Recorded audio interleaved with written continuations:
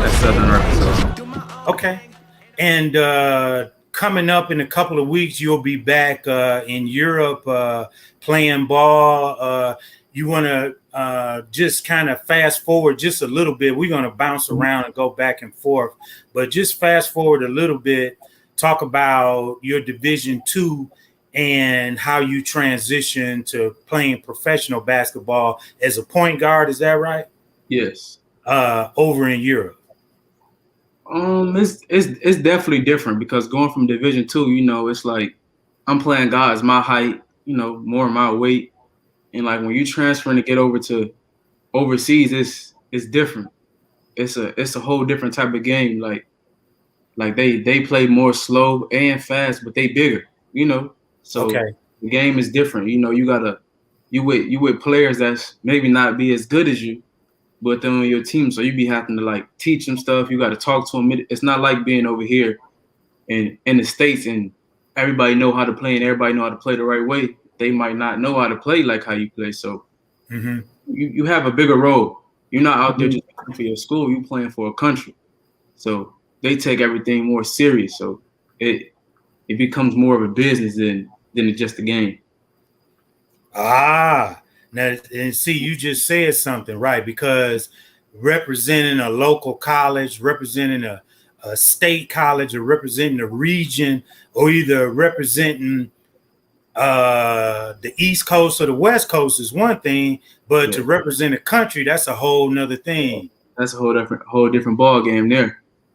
You really put it in perspective that time when you said that. You really put it in perspective. Yeah.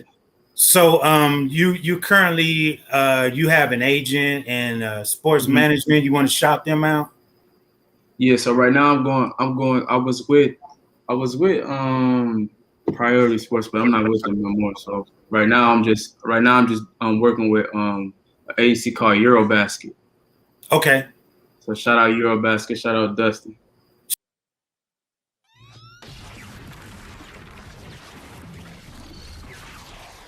Shout out Eurobasket. Yeah, the Eurobasket, you guys had a tournament where all of the scouts from overseas were kind of checking everything out because of COVID. You want to talk about that tournament, where it was and what was going on?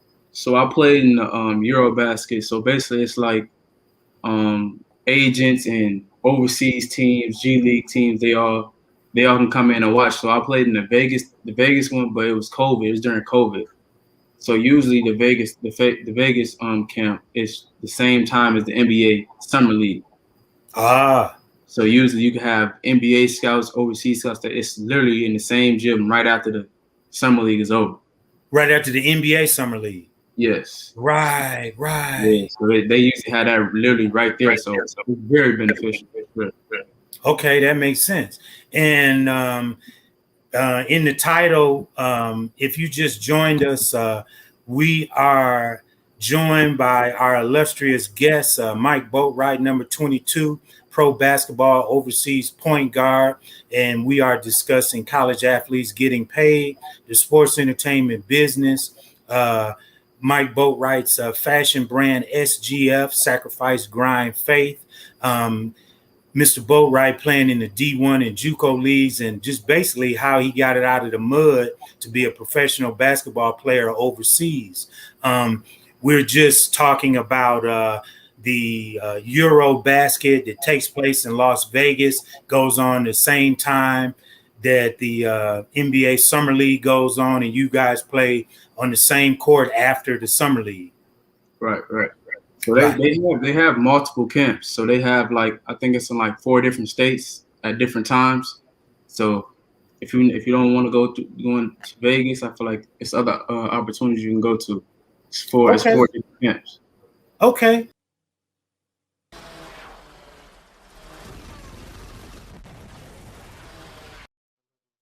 So we're going to get into some more questions, but we are Sneakerheads, Dynamite Sports, Intelligent Sports Talk Sneakerheads, and for being our third guest on our live stream with our theme all year long, the G code versus the cheat code, which you definitely have to follow the G code and the cheat code to get it out of the mud. And you're well on your way doing that, exercising that, and being an example to the youngsters here in the States and abroad, in Europe, all over the globe, I see. We're going to offer you the choice of 3 gifts. I have 3 gifts for you, and I'm going to offer them to you. And at the end of the show, we'll see which one you chose. But our first gift that we're going to offer you is a daily supply of Baby Daddy's barbecue sauce. Baby Daddy's barbecue sauce worth keeping around. I may not pronouncing it right. It may be Baby Daddy's barbecue sauce. But you can choose this. It's a real sauce. They're approved by the FDA, I think, and the Department of Social Services. I'm not sure, but you may want to choose that Baby Daddy's barbecue sauce, or you may not. Or keeping up with the theme of a point guard, running it up. I seen you on the court. You running it up like a video game. You know, we got this motion detector lights for you, the LED lights for your basket, and it's a motion detector. The basket goes crazy when you score points. You could just your video game on the court, sideline to sideline. You know what I mean? You could choose. Yeah, I like that. You could choose. Oh, what you? I ain't hear you say that with the Baby Daddy's. I like the barbecue sauce too. You definitely need that always. Always. I like that. There you go. Or you can choose these. We got the fatigue bottoms on these Adidas on the court. On the court, sideline to sideline. They got some good technology in them. Basketball shoes. In the Nubian and gold.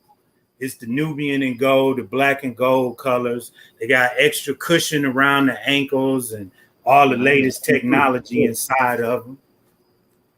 So we'll see which one you choose. We'll wait for that later.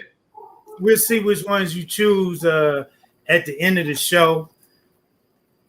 And I see you like the barbecue sauce.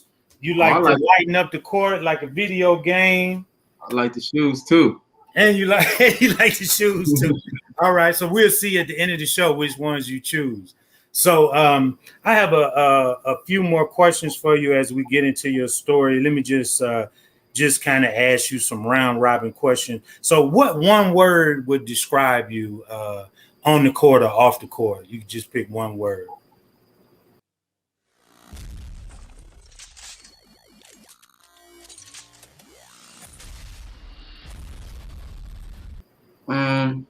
The one thing I say describe me is it'll have to be I'm humble. Like I feel like humble describe me. Like I just feel like because everything that I've been through, not just my success but my downs, like I'm always humble. Like no matter what. Like I always feel like I like to bless people, and you know I just feel humble is just perfect for me. There you go. That's what's up. That's a blessing. That's a blessing. And yeah, because you know, I was told you're supposed to receive with one hand and give with the other hand. So, you know, and do it with humility, and that gets you through. Following it, you know, be humble when you follow the G code, and be humble as you follow that cheat code. Exactly. Always. Yes, sir. And who is your favorite coach in your career so far, and why? I have to say my Southern Arkansas, my Juco coach. The reason why I say him because he the definition to get out the mud too. Like he knew that we had to get out the mud. We was a first year school, and like we really got out the mud. Like first we didn't even have a gym. We didn't have a gym to practice in. So he literally had to go around and find high schools and different gyms. Then like towards the end of the season they built us a gym. Like we was winning so much, like they came out and built us a gym. Wow. You know what I'm saying? So I feel like him because he understands. Like he gave players chances that, players that messed up at other schools, he still gave them a second chance. and they did good that year. So I gotta say him because he pushed us. You know what I'm saying? He showed us how to get it out the mud and still be humble at the same time. Exactly, and it shows. It shows. What do you give up to play sports? What are you giving up to play? Think about it. What are you giving up to play? You giving up a lot, especially as a young age. Like when you start playing sports at a young age, you don't really get to go outside as much. You're not like because you're on the road for basketball. Like I mean, you give up being a child, really. You so focused and locked in on your sports that you don't really have. Like I really didn't have time to go outside like that.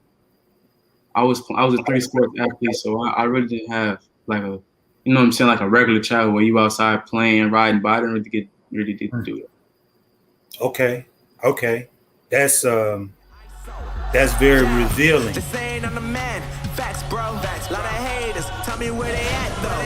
I'm the new pop, all I do is rap, though. Yeah. Want me on your song, throw a couple stacks, yo. Woo. Everybody wanna do the same thing, yo. That's why we ain't on the same page. No. Do my own thing, and I maintain. Flow like water, so I'm going mainstream. I'm going mainstream.